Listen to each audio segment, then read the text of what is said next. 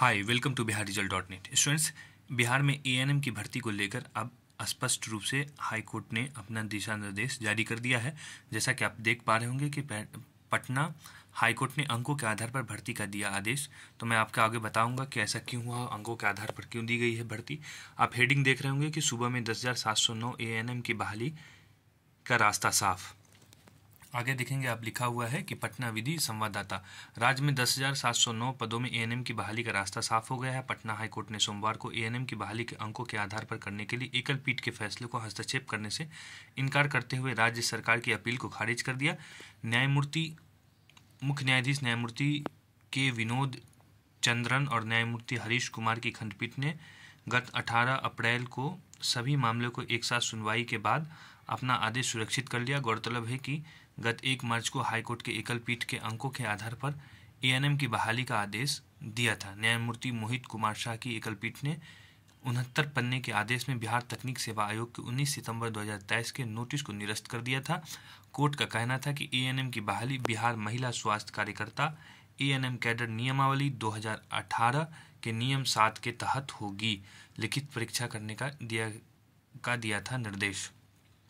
अब आगे देखेंगे आप, लिखा हुआ है कि एएनएम बहाली के लिए पूर्व में दिए गए हाईकोर्ट के आदेश के आलोक में एएनएम के 10,709 पदों की बहाली का सरकार ने विज्ञापन दिया 07/2022 प्रकाशित किया था। इसके बाद चयन प्रक्रिया एएनएम नियमावली 2018 के अनुसार शुरू की गई। इस बीच राज्य सरकार ने नियमावली में संशोधन कर लिखित परीक्षा बहाली करने के लिए नोटिस जारी कर दिया। इस नोटिस की वैधता को हाई कोर्ट में चुनौती दी गई। कोर्ट ने सभी मामलों को एक साथ सुनवाई कर दी गई। तो आपको बता दें कि जो नोटिस दी गई थी, एग्जाम भी हुआ, उसका रिजल्ट भी प्रकाशित हुआ, उसके बाद जो कोर्ट ने उसको निरस्त कर दिया। अब देखेंगे मुख्य बिंदु यहाँ पर निकल के ये आ रहा है, कोर्ट ने बिहार सरकार से की अपील कैसे खारिज की। एकल पीठ ने आदेश में कहा कि एएनएम की बहाली पुरानी नियमावली 2018 के नियम 7 के तहत ही होगी।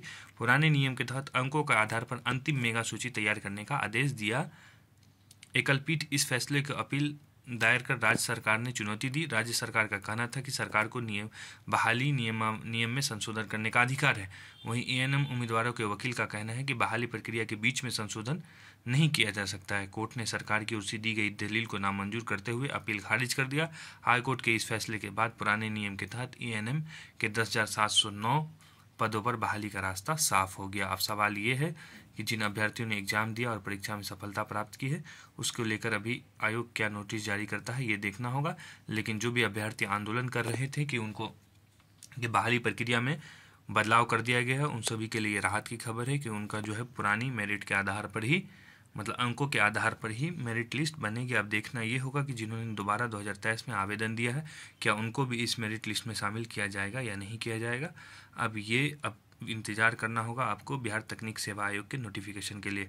हालांकि जैसा कि आप अगर लॉजिकली सोचें तो ये कोई तुक नहीं बनता है कि जो 2023 में आवेदन किए हैं उन्हें मौका दिया जाए, क्योंकि जो कोर्ट गए थे वो 2022 में जो नोटिफिकेशन आया था और जो अप्लाई किए थे वो अभ्यर्थी थे।